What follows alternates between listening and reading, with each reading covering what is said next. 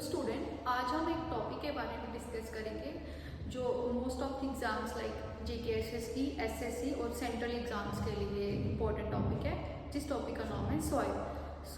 बहुत सारे बच्चे पजल हो जाते हैं रेड सॉइल में, ब्लैक सॉइल में, लेटराइट सॉइल में, डेजर्ट सॉइल में, मतलब ऑलमोस्ट पजल हो जाते हैं। उनके लिए मैं एक सिंपल तरीके से समझा रही हूँ।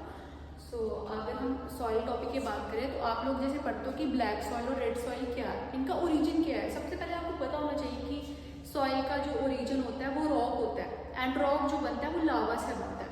अगर हम सॉइल देखें तो वो लाइक दो टाइप के रॉक होते हैं, एक तो ग्रेनाइट रॉक होता है, एक तो बसाल्ट रॉक होता है, ठीक है। एंड जो ग्रेनाइट रॉक होता है वो सरफेस के अंदर बनता है, ये डीप इनसाइड द अर्थ बनता है। जब चीज़ कोई सरफेस के अंदर होती है तो आप मान सकते हो कि उसकी कूलिंग स्लो होगी। क्यों कूलिंग स्लो होगी? बिकॉज वो चीज़ जो है वो टेम्परेचर की प्रेजेंस में नहीं है, वो एटमॉस्फेरिक प्रेजेंस में नहीं है, एंड इसीलिए चीज़ जो है वो लाइक उसकी कूलिंग जो होगी वो स्लो होगी। जब कूलिंग स्लो होगी तो आप मान सकते हो कि वो क्रिस्टल फॉर्म में बनेगा।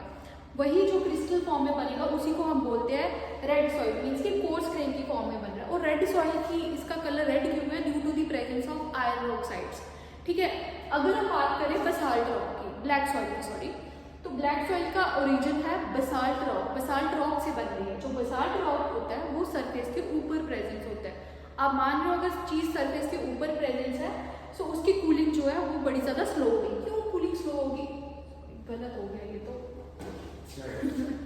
दूसरा बड़ी जोर से चिल्ला रहे हो, इतना नहीं। सच्ची में एक गूंज रही है सर आवाज। मैं